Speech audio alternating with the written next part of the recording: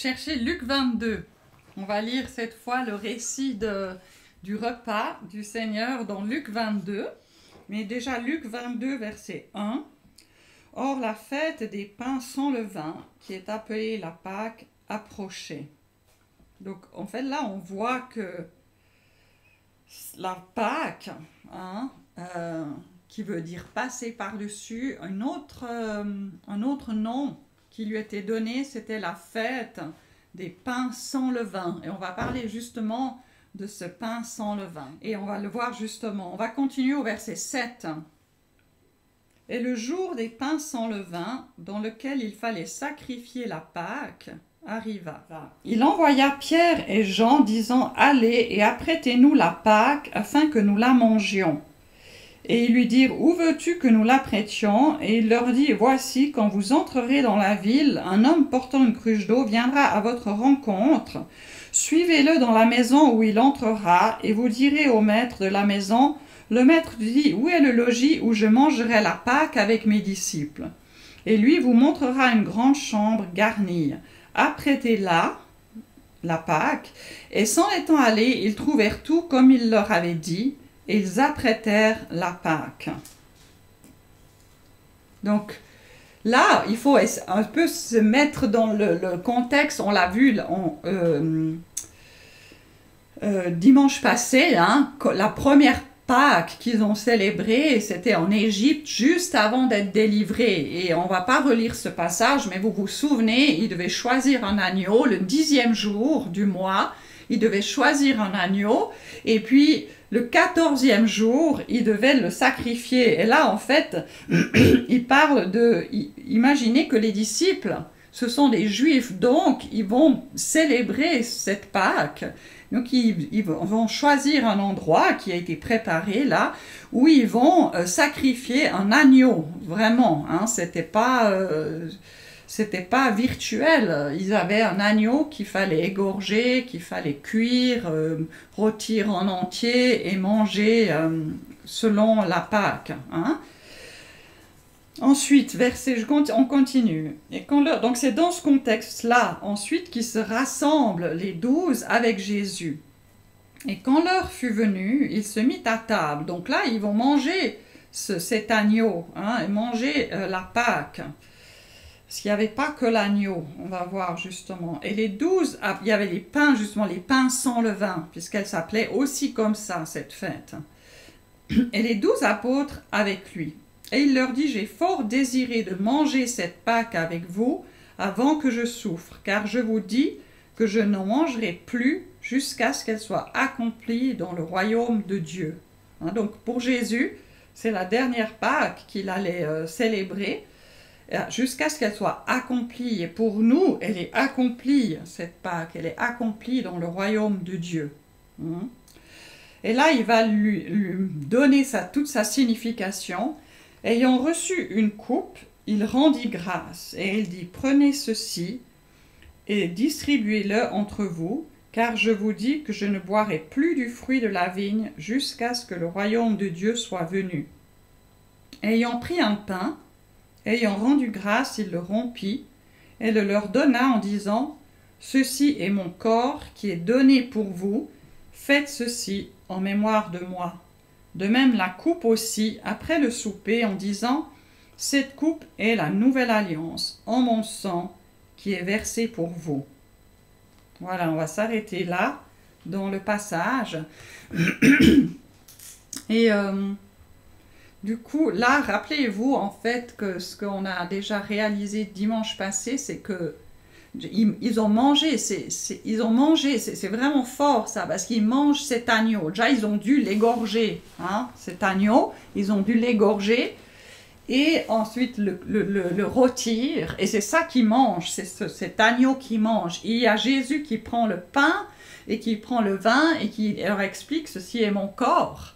Et puis, ceci est mon sang qui va être versé. Et on se rappelle que c'est dans les heures qui suivent, c'est dans la même journée juive qui va être livré. Donc, ils viennent de tuer un agneau qui avait 1 an, qui était sans défaut. Il y a plein de caractéristiques qui sont qui montre toute la perspective de ce sacrifice. Donc ils viennent de tuer un agneau qui avait 1 an, qui était parfait, sans défaut. Ils s'en sont nourris. Ensuite, il y a Jésus qui leur dit, voilà, ceci c'est mon corps et ceci c'est mon sang qui va être versé.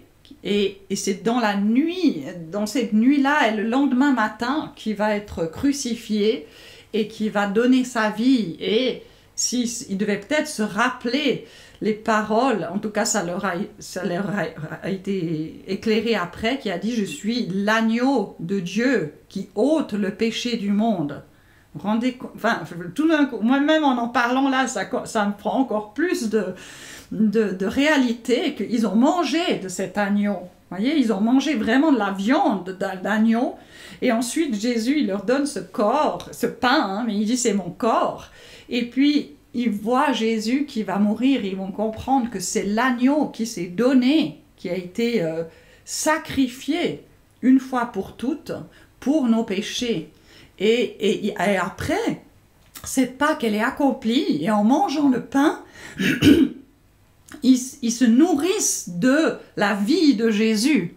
Ils se nourrissent de la vie de Jésus. Et justement, on va voir ce verset dont on a parlé plusieurs fois, c'est que dans la Pâque, la première Pâque qu'ils ont faite en Égypte, ils se sont nourris de cet agneau, et il y avait le pain aussi, le pain sans levain, et puis il y avait le sang, le symbole du sang qui était sur les poteaux et les linteaux. Et en fait, on peut voir dans le psaume 105, verset 37, déjà la puissance qu'il y avait dans le fait de se nourrir, parce qu'il y avait une dimension spirituelle, hein, mais de se nourrir de cet agneau. Ils devaient le manger d'ailleurs jusqu'au bout. C'est pour ça qu'ils devaient, si leur famille était trop petite pour un agneau, ils devaient se mettre avec la famille voisine et ils devaient manger l'agneau jusqu'au bout, être prêts à partir. Et ensuite, là, dans le psaume 105, au verset 37, parce que je l'ai cité plusieurs fois, mais c'est bien de le lire, c'est dit, verset 36 déjà, « Et il frappa tout premier-né dans leur pays, les prémices de toute leur vigueur. » Et verset 37, « Et il les fit sortir avec de l'argent et de l'or, et il n'y eut aucun infirme dans ces tribus. » Et infirme, dans ma petite note là, c'est dit « aucun trébuchant ». Donc, c'est même pas, il n'y avait pas d'infirme, mais c'est qu'il y avait même personne qui trébuchait, hein, je veux dire, donc il n'y avait pas de faiblesse. Donc, pourtant, ils sortaient de l'esclavage. Il y avait des gens qui devaient être très âgés, hein, des gens vraiment, des vieillards, hein, des femmes très âgées et qui avaient travaillé, qui étaient des esclaves depuis des années et des années. Et là, ils se sont nourris de cet agneau. Et alors, c'est pas juste la viande d'agneau, évidemment, mais c'est ce que ça représentait. Et ils sont partis, alors déjà avec de l'or et de l'argent. Alors, on l'a vu la dernière fois, Dieu, il leur a dit, allez chez vos voisins et demandez des objets d'or et d'argent. Mais imaginez, c'était des esclaves. Ils n'avaient rien, aucun droit, aucune possession, rien. Hein. C'était presque une possession. Ils appartenaient au pharaon, aux Égyptiens. Et Dieu, le soir, là, il leur dit, allez demander des objets d'or et d'argent. Et en fait, dans la nuit, ils vont partir avec. Moi, je trouve ça incroyable. Incroyable comment Dieu a fait ça, parce ils étaient des esclaves qui n'avaient aucun droit, aucune possession, et ils sortent de l'Égypte, de l'esclavage, avec de l'or et de l'argent, et en plus, ils sortent avec, il n'y en a aucun infirme, aucun trébuchant. Donc cet agneau, ce que ça représentait, hein, cette nourrie, cet agneau, ça leur a donné une vie, une force, une santé qui les a fortifiés. Hein. Donc ça, voilà, c'est très, j'aime beaucoup ce passage, et ça, il y a tellement justement d'éclairage là-dessus. Et nous, nous, en tant que chrétiens, on ne fête pas la Pâque avec un agneau. on fête la vraie Pâque, puisque la Pâque, c'était une ombre des choses à venir. Notre Pâque, c'est Jésus. C'est l'agneau qui a été immolé, qui a été donné en sacrifice pour nous. Il a dit, ceci est mon corps qui est donné pour vous. Mangez. Hein? On a vu ce geste, cet acte de manger. Il est pas seulement symbolique, il est vraiment puissant. Il nous aide à réaliser. Hein? Et on va se nourrir. Jésus, quand il leur a dit, ceci est mon corps, les disciples, ils avaient vécu 3 ans avec lui. Et ils avaient vu Jésus qui était toujours avec la force, avec l'énergie, en pleine santé. Hein, donc, quand il leur dit « Prenez, mangez, ceci est mon corps », c'est cette abondance de vie qu'il prenait en eux. Alors, ce qui est intéressant, c'est le pain sans levain. Ça s'appelle en anglais le matzah bread. Le matzo, on peut aussi dire, nous en français, on appelle ça le pain azim.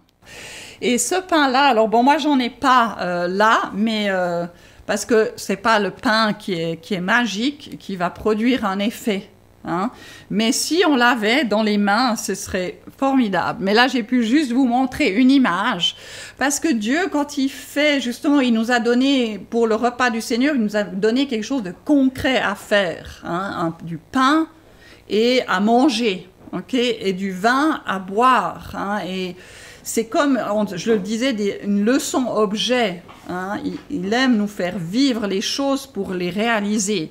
Et ce pain-là, en fait, alors déjà, le très important, c'est qu'il est fait sans levain.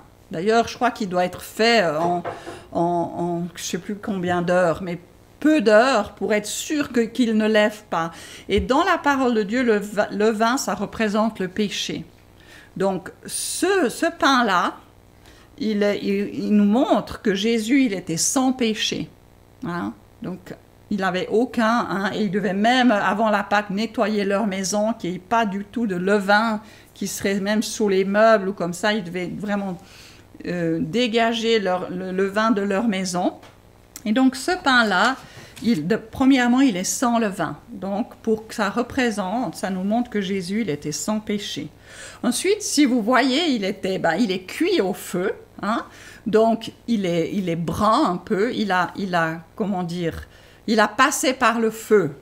Il est cuit. C'est pas quelque chose de cru. Ça nous montre, ça représente que Jésus, il a subi la colère de Dieu. Hein? D'ailleurs, les sacrifices de l'ancienne alliance, hein, le sacrifice pour le péché, il était brûlé. Les gens, ils amenaient un agneau, ils devaient le mettre à mort. D'abord, ils mettaient leurs mains sur l'agneau, ils transféraient leur péché sur l'agneau. Ensuite, cet agneau, il était mis à mort et il était brûlé. Et ils voyaient ça hein, de leurs yeux. Ils voyaient l'agneau qui était consumé par le feu. Et nous, alors, on n'a plus justement l'agneau et les sacrifices à faire, mais avec ce pain-là, on peut se rappeler que Jésus, il a subi le jugement de Dieu et il l'a subi à notre place. C'est comme quand un Hébreu, il devait amener un sacrifice pour le péché parce qu'il avait commis un péché, une faute.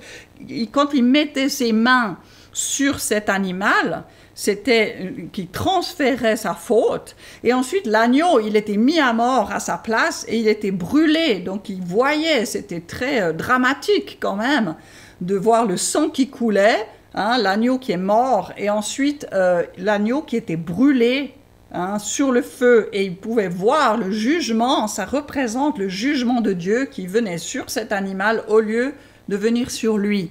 Hein. Nous, c'est ça, en prenant ce pain, on peut, même si on n'a pas le pain azim ou le matzo, c'est pas important, mais on peut y penser, c'est que Jésus s'est dit qu'il a subi le jugement à notre place. Il a subi, et très important, c'est qu'il a subi la colère de Dieu. Hein. Quand il était sur la croix, il a pris nos péchés. Tous nos péchés, il les a pris dans son corps. Et là, parce qu'il avait nos péchés, parce qu'il est devenu péché, il a subi la colère de Dieu sur lui pour tous les péchés de toute l'humanité entière.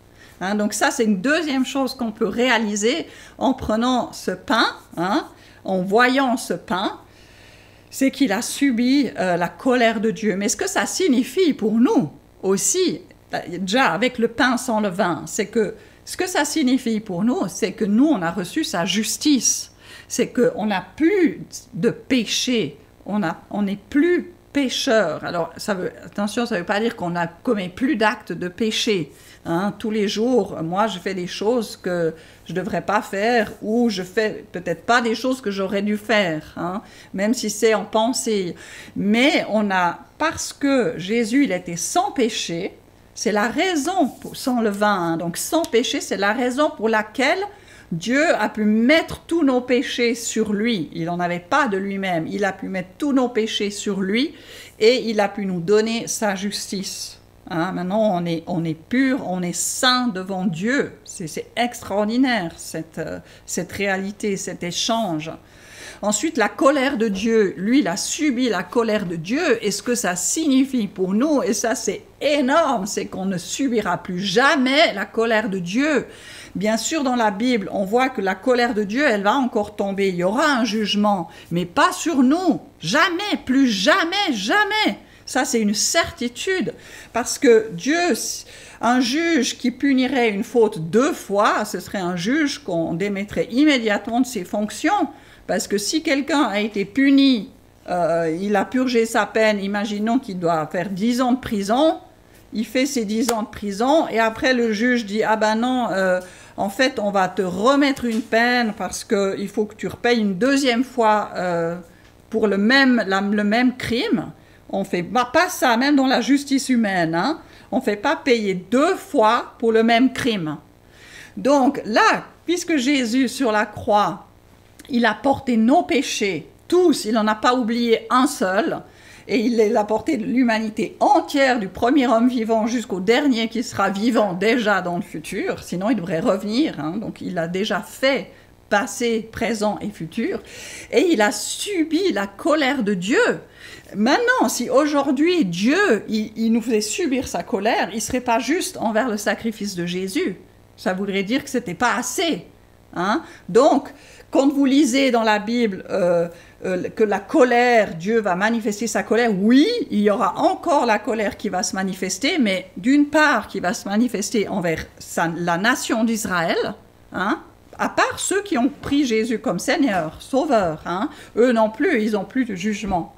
Et puis sur les nations, okay, le jugement dernier, il y aura ça, mais nous, non, puisqu'on est un avec Christ, ok? Donc ça, c'est tout ça qu'on prend, quand on prend le pain, je vous disais, il y a tellement de choses qu'on ne pouvait pas s'arrêter là encore. Ok, donc sans le vin, il est cuit, donc il a passé par le feu. Hein. Ensuite, si vous voyez qu'il est percé ce pain-là, et si les rabbins d'aujourd'hui ne savent pas pourquoi, la recette, elle s'est transmise de génération en génération, pourquoi ils devaient le faire comme ça plutôt qu'une certaine manière. Mais en fait, nous, on peut vraiment voir pourquoi. Vous voyez, ce pain, il a des trous, il est percé. Et ça nous montre, ça nous rappelle que le corps de Jésus, il a été percé. Hein. Il a été percé, ses mains, ses pieds et son côté qui a été percé.